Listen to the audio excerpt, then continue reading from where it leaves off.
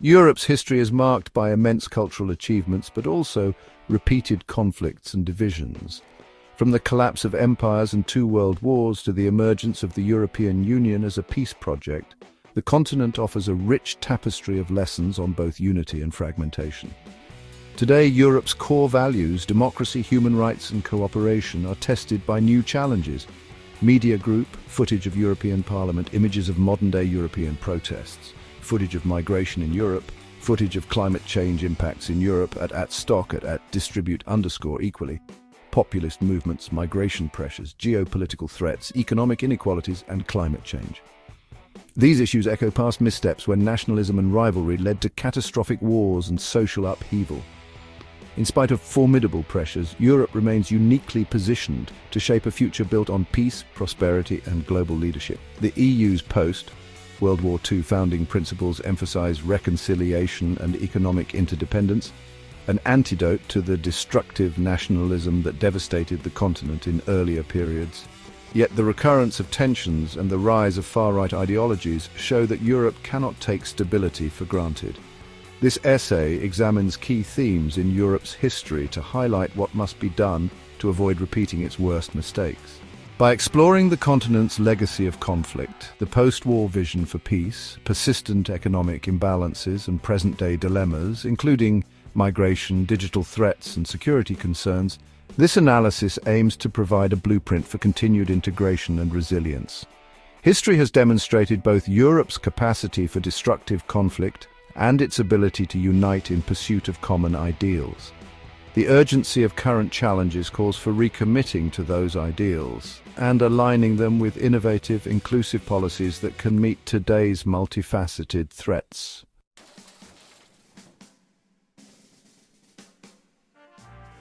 For centuries, Europe was the scene of relentless warfare, shaped by conquests, shifting alliances and ideological battles. The 20th century alone witnessed two devastating world wars that scarred the continent and reconfigured the global order. Common threads run through these tragedies: unchecked nationalism, the pursuit of territorial expansion, and the manipulation of economic or ethnic grievances by authoritarian leaders. The interwar period after World War I is a stark example. The Treaty of Versailles, intended to secure peace, imposed punitive conditions on Germany that fueled resentment and contributed to the rise of the Nazi regime. This miscalculation set in motion the events leading to World War II. Similarly, the collapse of Yugoslavia in the 1990s revealed lingering ethnic and national rivalries that had been repressed but not resolved under communist rule. The resulting violence, culminating in atrocities like the Srebrenica massacre, proved that unresolved historical tensions remain potent forces for conflict. Nonetheless, efforts at collaboration have also shaped Europe's story. Diplomatic endeavors such as the 1815 Congress of Vienna aimed to maintain a balance of power. The League of Nations attempted to foster collective security, though it ultimately failed to prevent World War II. By recognizing how Europe oscillated between cooperation and conflict, today's leaders can see that peace is fragile if not actively maintained. Tolerance, diplomacy, and respect for the rule of law require constant reinforcement, lest the continent slip back into old patterns of division.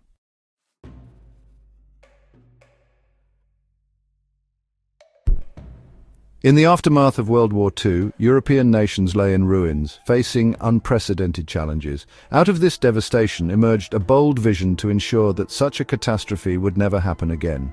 The Schuman Declaration of 1950 proposed pooling French and German coal and steel production, transforming once warring states into economic partners. This initiative led to the European Coal and Steel Community, the forerunner of today's EU. At the heart of this project was the belief that interdependence would render war irrational. Nations integrated key industries and established shared institutions to oversee them. The European Economic Community, founded in 1957, deepened this cooperation further by creating a common market. Gradually, the partnership expanded into political, social, and monetary realms, culminating in the EU and the Eurozone. Post-war American support through the Marshall Plan also stimulated European economies and helped stabilize newly democratic governments. The post-war vision extended beyond economic prosperity. The European Convention on Human Rights, drafted in 1950, enshrined fundamental freedoms designed to prevent the horrors of totalitarian regimes. The principle of supranational governance challenged the age-old notion of absolute sovereignty, suggesting that ceding certain powers to collective bodies could safeguard peace. Initially, skeptics worried about losing control over national interests. But the success of early integration efforts and the symbolic reconciliation between France and Germany gave momentum to the European project. Still, this vision faced obstacles, including debates on how much sovereignty to share and how far integration should go. The EU's success shows that reconciliation and cooperation can emerge from destruction. Yet, safeguarding these achievements demands constant effort. A new generation, distant from the immediate memories of World War II, can become complacent, losing sight of the stark lessons that propelled the formation of the EU. By reviving the spirit of unity and forward-thinking ideals of the post-war era, Europe can confront the challenges of the 21st century without succumbing to old antagonisms.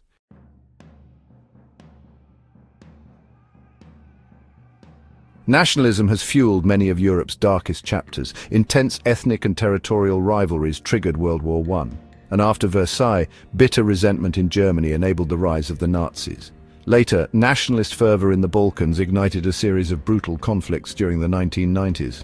Each episode demonstrates the destructive consequences of unchecked nationalist passions, particularly when combined with propaganda and scapegoating. While European integration has reduced many barriers to cooperation, demonstrated by the Schengen area and the single market, recent years have seen a resurgence of right-wing populism. Parties emphasizing border control, cultural homogeneity, and criticism of EU institutions have gained traction in countries like France, Italy, Germany, Hungary, and Poland. Such movements tap into socio-economic anxieties and fears about losing national identity. They cast Brussels as a distant bureaucracy, undermining local traditions and control. The migration crisis of 2015 brought these tensions to the surface. Some European nations welcomed refugees, while others erected barriers. This fragmentation weakened the EU's coherence and inflamed anti-immigrant sentiment. Nationalist rhetoric exploited public concerns about terrorism, job security, and cultural change, revealing how easily discontent can mutate into exclusionary ideologies. Addressing the root causes of nationalism is crucial to maintaining European unity. Policymakers must tackle inequalities and ensure that EU institutions are transparent and responsive. National identities need not be cast aside. Europe's cultural diversity is a source of richness. Yet, a shift toward rigid, inward-looking nationalism undermines the cooperative fabric underpinning post-war stability. Constructive patriotism can coexist with supranational solutions, provided leaders engage citizens honestly about both the benefits and the challenges of integration.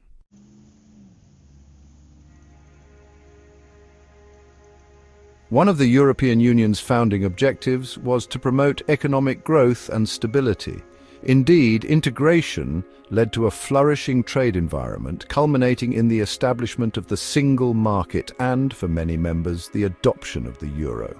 However, cracks have emerged, especially since the 2008 financial crisis, revealing stark imbalances between richer northern nations and struggling southern economies. Countries like Greece, Spain, and Italy face spiraling debt, austerity measures, and mass unemployment, while northern economies like Germany continued to thrive.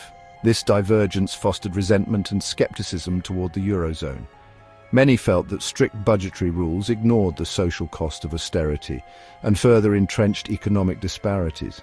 Popular anger at perceived injustice allowed populist parties to rise, offering simplistic solutions or advocating an EU exit. Historically, severe economic hardship often breeds extremism.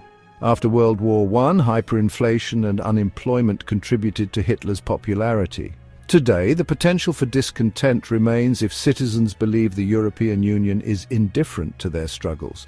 Leaders must address structural inequalities by creating mechanisms for fiscal solidarity, investing in lagging regions, and providing social safety nets. The European Pillar of Social Rights aims to reinforce fair employment conditions and social inclusion, but its success hinges on robust implementation across member states. Equity and growth are not mutually exclusive. Investment in education, research, and green technologies can drive innovation and job creation. Small and medium-sized enterprises, critical to local economies, should be supported with easier access to funding. A coordinated approach that balances fiscal discipline with social investment can foster a more resilient union. Only by mitigating stark disparities can Europe maintain broad-based support for integration and avoid the divisive politics that often accompany economic insecurity.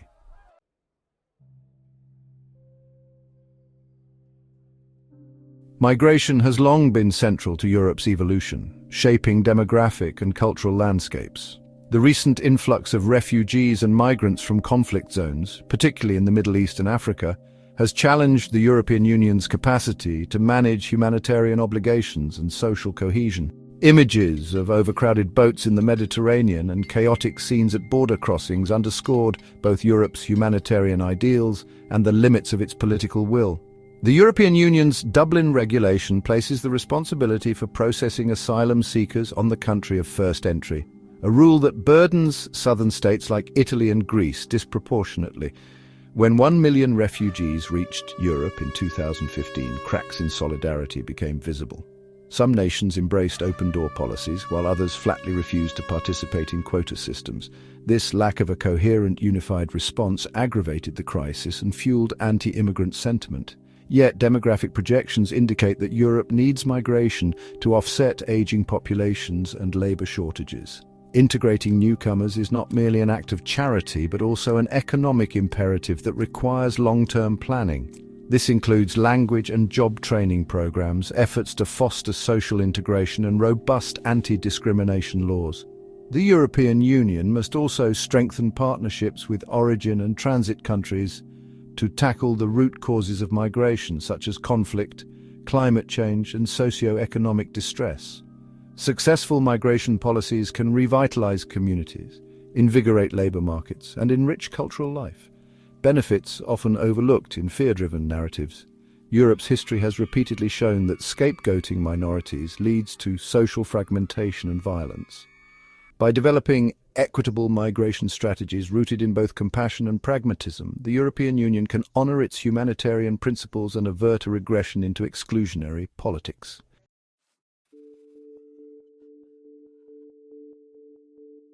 Russia's 2022 full-scale invasion of Ukraine upended the post-Cold War security order in Europe.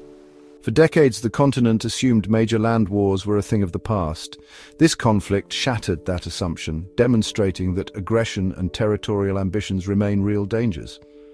Historically, Europe has often confronted revisionist powers that challenge established borders and treaties. Appeasement or delayed responses has sometimes emboldened aggressors. In the 1930s, attempts to placate Nazi Germany only postponed and ultimately exacerbated war. Russia's annexation of Crimea in 2014 and destabilizing activities in eastern Ukraine should have been a clear warning sign. Yet economic ties, especially Europe's dependence on Russian energy, led some countries to adopt a more cautious stance. The invasion has reinvigorated NATO and prompted unprecedented sanctions against Moscow. Even historically neutral nations like Finland and Sweden reconsidered their stances, with Finland joining NATO in 2023. However, such militarization carries its own risks if diplomacy and dialogue are neglected. While solidarity is vital, so is a balanced approach that prevents escalation.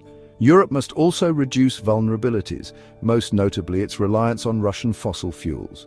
Investing in renewable energy and diversifying energy supplies not only aligns with climate goals, but also strengthens security by reducing leverage for hostile actors.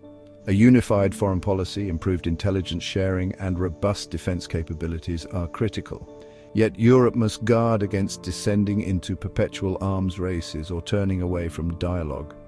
History's lessons emphasize that an effective security strategy combines firm deterrence with avenues for diplomatic resolution.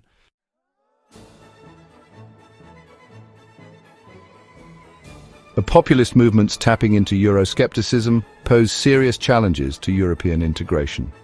During economic and social crises, such parties often attract disaffected voters by presenting the EU as a scapegoat for high unemployment, declining public services, or cultural change. Brexit, culminating in the UK's departure from the EU in 2020, was one of the most significant manifestations of Euroscepticism. It underscored how easily political discontent can converge into a push for exit from the European framework. Historically, disgruntled populations gravitate toward leaders who promise radical change without clear solutions. In interwar Europe, widespread poverty and frustration with traditional elites paved the way for fascist regimes. Today, populists capitalize on similar grievances, often using anti-immigrant rhetoric or conspiracies about globalist conspirators.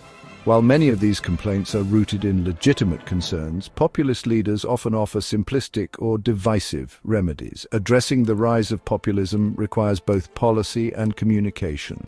The EU must become more transparent and democratic, allowing citizens to see clearly how decisions are made. Institutions that appear technocratic or remote feed the narrative of out-of-touch elites. Implementing meaningful reforms, such as boosting the European Parliament's role or improving local engagement, can lend legitimacy to EU actions. Moreover, moderate political parties should avoid mimicking populist tactics or pandering to xenophobic sentiments. Instead, they must develop positive, inclusive visions of Europe's future. Investment in communities hit hardest by economic globalization can reduce the allure of populism. A Europe that delivers tangible benefits, jobs in new industries, improved infrastructure, fairer taxation, diminishes the resonance of anti-EU rhetoric. By confronting discontent with honest dialogue and responsive governance, Europe can undercut populist narratives and preserve the essence of its post-war project.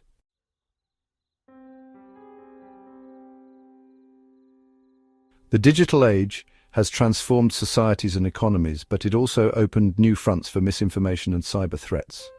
For centuries, propaganda has been used to manipulate public opinion. Modern technologies amplify these dangers, making it easier to spread false narratives or sow discord within minutes. Foreign and domestic actors exploit the internet's reach to influence elections, undermine trust in democratic institutions, or incite social unrest. European leaders recognize these risks. The EU's General Data Protection Regulation, GDPR, exemplifies efforts to protect citizens' data, while various initiatives aim to counter disinformation online. However, fighting digital manipulation requires more than legislation. Citizens must be equipped with the critical thinking skills to detect misinformation, and social media platforms must be held accountable for policing harmful content. Moreover, Europe's commitment to a free and open internet must balance with security concerns. Censorship or heavy-handed regulation can backfire, fueling allegations of authoritarianism. Europe's historical experiences with totalitarian propaganda highlight the perils of giving any one entity excessive control over information. The challenge is to develop targeted, transparent strategies that clamp down on malicious content without undermining democratic freedoms. Cyber attacks pose additional threats. Critical infrastructure, from electricity grids to financial systems, can be sabotaged by state-sponsored hackers. Coordinated cyber defense programs, intelligence sharing, and robust investment in cybersecurity are now as crucial as traditional military assets. A strong, united stance against digital aggression not only protects European societies but also preserves the credibility of democratic institutions in the face of rapidly evolving threats.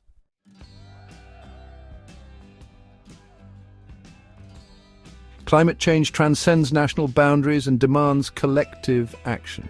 Europe has taken a pioneering role in global climate policy, most notably through the European Green Deal, aiming for carbon neutrality by 2050. The EU promotes renewable energy, emission reductions, and sustainable economic models, signaling a long-term commitment to environmental stewardship. Yet, Europe's industrial history contributes significantly to climate pressures. Colonial-era resource extraction and decades of carbon-intensive development have left an outsized environmental footprint, with consequences disproportionately affecting regions least responsible for emissions. Europe's present leadership thus carries a moral obligation to assist developing nations in their green transitions through technology transfers, fair financing, and equitable trade policies. Doing so can help avoid accusations of green imperialism that arise when climate policies harm less developed countries. Internally, the challenge is to manage a just transition.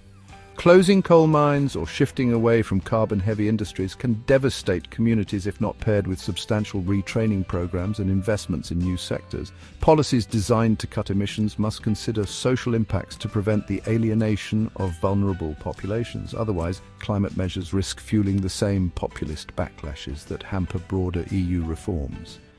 Europe's leadership on climate can also serve as a unifying force, bridging national divides and offering a common purpose. Technological and infrastructural advancements in renewable energy, public transport and green manufacturing can stimulate economic growth and create jobs. By proving that environmental protection and prosperity can go hand in hand, Europe can inspire other regions to follow suit, thereby averting the catastrophic scenarios of resource wars and mass migrations that history warns us could arise from environmental crises.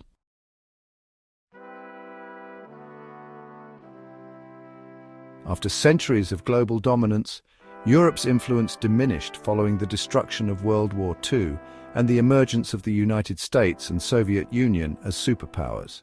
However, the EU reclaimed its position as a leader in multilateralism, human rights, and diplomacy. The 2004 and 2007 enlargements integrated former Eastern Bloc countries, extending democratic governance and economic opportunities. Yet recent shifts, Brexit, the rise of China, and renewed geopolitical competition test Europe's ability to maintain this role. Historically, Europe has acted as both a force for global progress through scientific and cultural innovations and a source of conflict through colonialism and world wars.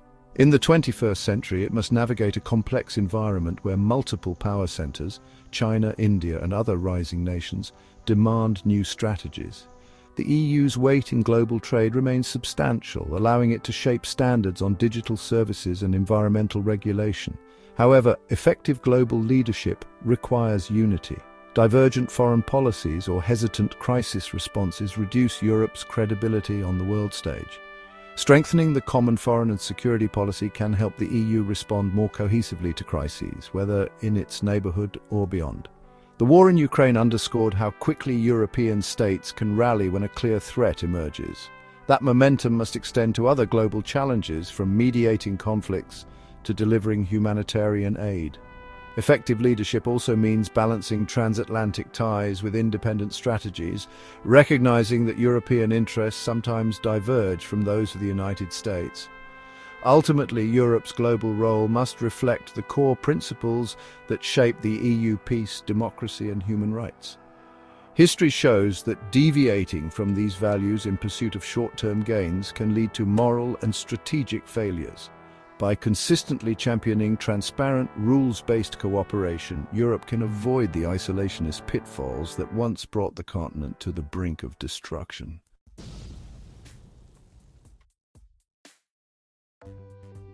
Europe's past is a potent teacher. Time and again, nationalism, rivalries, and socio-economic crises have prompted violence and upheaval. Conversely, visionary leadership and cooperative frameworks have enabled Europe to rebuild and thrive. To avoid repeating historical errors, leaders and citizens alike must prioritize the following: recommit to foundational values. Democracy, human rights, and the rule of law cannot be taken for granted. Strengthening institutions that uphold these principles, from domestic courts to the European Court of Justice, helps prevent authoritarian backsliding. Ensuring rule breakers face consequences reinforces the credibility of these standards.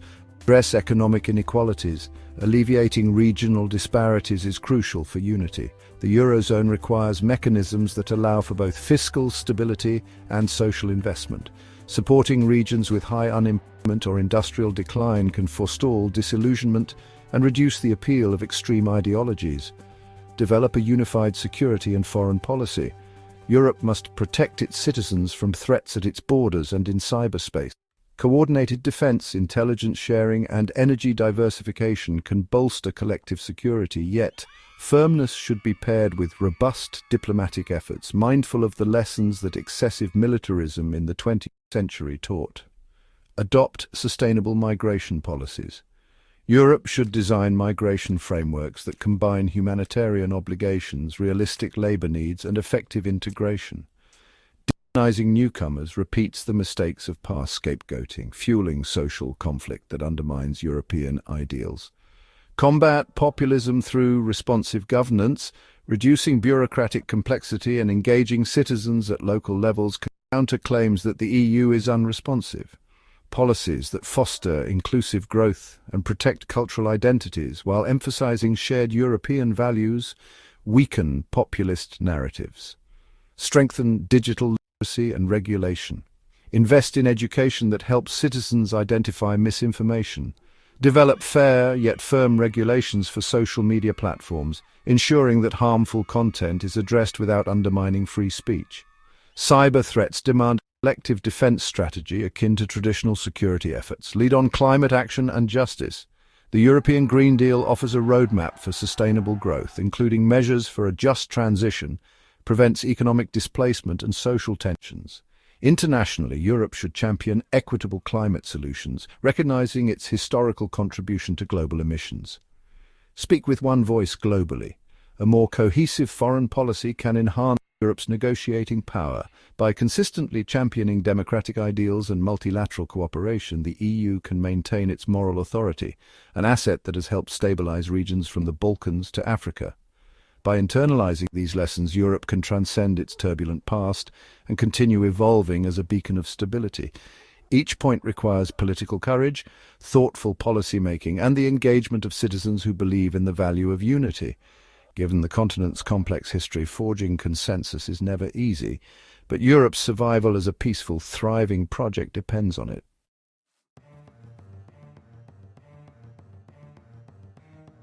Europe has repeatedly proven its capacity for rebirth after devastation. The post-1945 European integration project is one of history's most remarkable peace-building endeavors.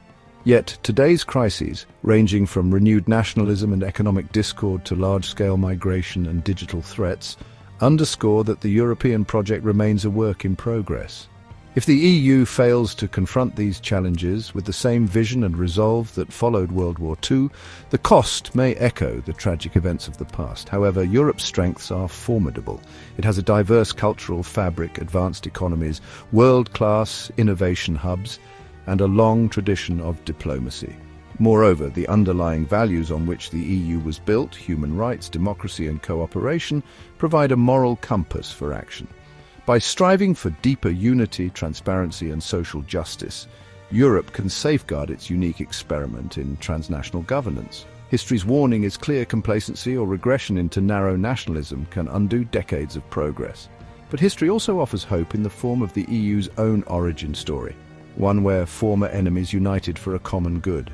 To avoid old mistakes, Europeans must renew that commitment with fresh vigor, channeling the lessons of the past into actions that strengthen the continent's resilience. In doing so, Europe can remain not only a living testament to the power of reconciliation, but also a guiding force in a world where peace and multilateral cooperation have never been more urgent.